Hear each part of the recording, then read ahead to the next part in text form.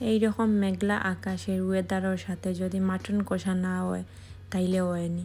আজকে আপনাদের লগে শেয়ার করবো মাটন কারি রেসিপি। ইলাখান মেঘলা দিন আর ঠান্ডা ঠান্ডা ওয়েদারও খারা খারা মাটন কষা খাইতে বালা ফাইন অবশ্যই কমেন্ট করি জানাইবা। আর পুরো ভিডিওটা দেখোকা আমি মাটন কষাটা কিলান রাঁধিছি। আপনারা আমার সাথে থাকা আর অবশ্যই ফুল ভিডিওটা ওয়াচ করবা। তাইলে এখন আমি রান্নাটা শুরু করি। আসসালামু আলাইকুম গাইজ, আশা করি আপনারা সবাই ভালো আছেন। এখন আমি আপনাদের লগে রান্নাটা শুরু করি লিয়ার। ফার্স্টে আমি মাটনরে একটু হালকা সিদ্ধ করছি। আপনারা চাইলে না সিদ্ধ করিয়াও রাঁধতে পারবা, তবে আমি একটু সিদ্ধ করছি। এর সাথে সবগুলো মশলা আমি খাটিয়া রেডি করছি, পেঁয়াজ, আদা, রসুন, টমেটো, কাঁচামরিচ। তো ফার্স্টে একটা ডেক বইয়া দিলাইলাম তেলটা গরম হইলে আমি দিমু রসুন দিয়ে নাড়াচাড়া করতে থাকবো। তো রসুনটার কালারটা একটু সুন্দর হইয়া আইলে এখন দিলাইমু আদা দিয়ে আদাটা রসুনের সাথে ভালো করে মিক্স করব। তারপর রসুন আদা দুটোটা ভাজা হয়ে গেলে এখন আমি দিলাইমু পেঁয়াজ, তারপর দিমু দালচিনি, এলাচ দিয়ে ভালো করে মিক্স করবো আর পেঁয়াজটারে কষাইতে থাকবো।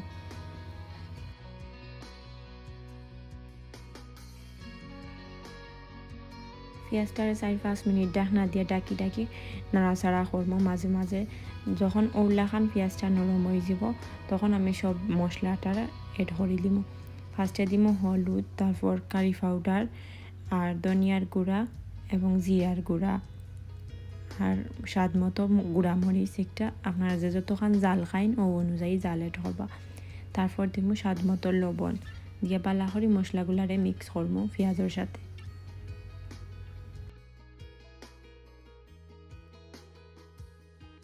মশলাটারে 3-4 মিনিট কষানির পর দিলাইমো হালকা করে পানি দিয়ে আবারও ভালো করে মিক্স করবো। মিক্স করা হয়ে গেলে এখন ঢাকনা দিয়ে 3-4 মিনিট ঢাকিয়া দিব। ঢাকনা তুলে মাঝে মাঝে ওলাখান নাড়াচাড়া করতে থাকবো, কারণ যদি নিচে লাগি যায়। তারপর মশলাটা যখন তেল ছাড়া ভাব হইয়া ভালো করে কষানি হয়ে যাব তখন আমি সিদ্ধ করে রাখা মাটনটারে দিলাইমো মশলার মাঝে দিয়ে আমি ভালো করে মিক্স করবো। এখন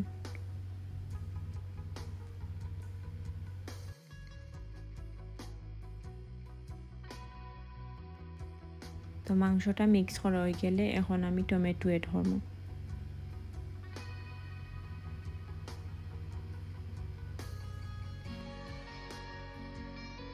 টমেটোটা দেওয়ার পরে আমি ঢাকনা দিয়ে ঢাকিয়া দিব।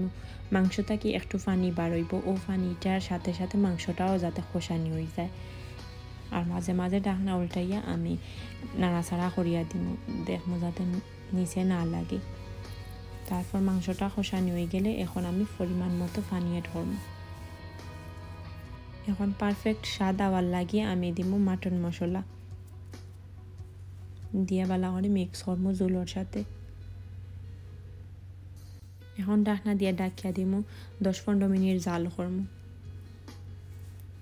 তো 7-8 মিনিট পরে আমি ঢাকনা উল্টাইয়া দেখবো যে ব্লক উঠে গেছে। তারপর দিব গরম মশলা আর 5 ফোড়নটা এড করবো দিয়া আবারও ভালো করে নাড়াচাড়া করিয়া আমি ঢাকনা দিয়ে ঢাকিয়া দিলাম।